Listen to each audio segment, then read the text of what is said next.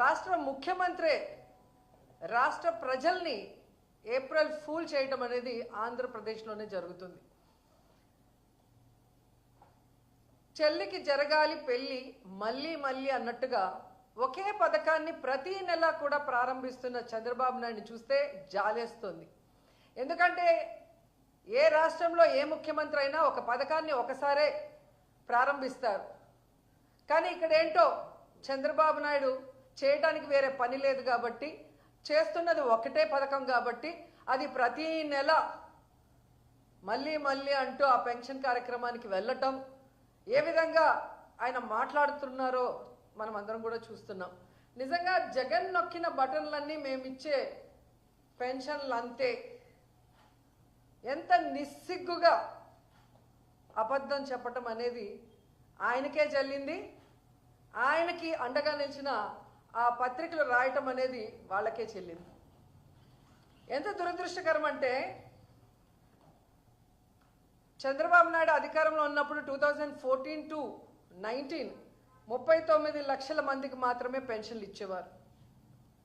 కానీ జగన్మోహన్ రెడ్డి గారు దాన్ని దాదాపుగా 3,000 వరకు పెంచుకుంటూ పోతూ 66,34,742 మందికి ఇచ్చారు. అంటే ఎన్ని లక్షల మందికి ఎక్స్ట్రాగా మనం ఇచ్చాం అంటే ఇంతమంది బెనిఫిషియర్స్ని తెలుగుదేశం పార్టీ ఎలా మోసం చేసింది 2014 నుంచి 19 వరకు అనేది రాష్ట్ర ప్రజలందరికీ తెలుసు.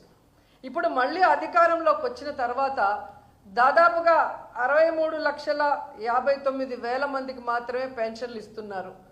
అంటే 3 లక్షల మంది పెన్షన్లని ఏ విధంగా తొలగించారు అనేది కూడా మనం ఇక్కడ గమనించాల్సిన విషయం.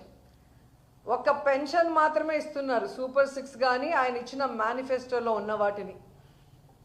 అది జగన్మోహన్ రెడ్డి ఇచ్చే సంక్షేమాలన్నిటికీ కూడా సమానం అని చెప్పటం అనేది జనాల్ని ఏప్రిల్ ఫూల్ చేయటం కాదా అని అడుగుతున్నా. ఎందుకంటే జగన్మోహన్ రెడ్డి గారు ఈ రాష్ట్రంలో ప్రజలకి సంక్షేమం కోసం కేటాయించింది దాదాపుగా 2,72,000 కోట్ల రూపాయలని ఈరోజు డీబీటీ నాన్ డీబీటీ కింద ఇవ్వటం జరిగింది. అలాంటి దాన్ని చంద్రబాబు నాయుడు కేవలం 1,000 రూపాయలు పెన్షన్ పెంచేసి దానితో సమానం అని చెప్పుకోవడం చూస్తుంటే ఏ విధంగా జనాల్ని ఫూల్స్ చేయడానికి ఈయన సంసిద్ధంగా ఉన్నాడో అర్థమవుతుంది. ఇది ఒక్క పెన్షన్ విషయంలోనే కాదు, రోజు జనాల్ని ఫూల్స్ని చేయటమే పనిగా పట్టుకున్నారు ఈ చంద్రబాబు నాయుడు గారు.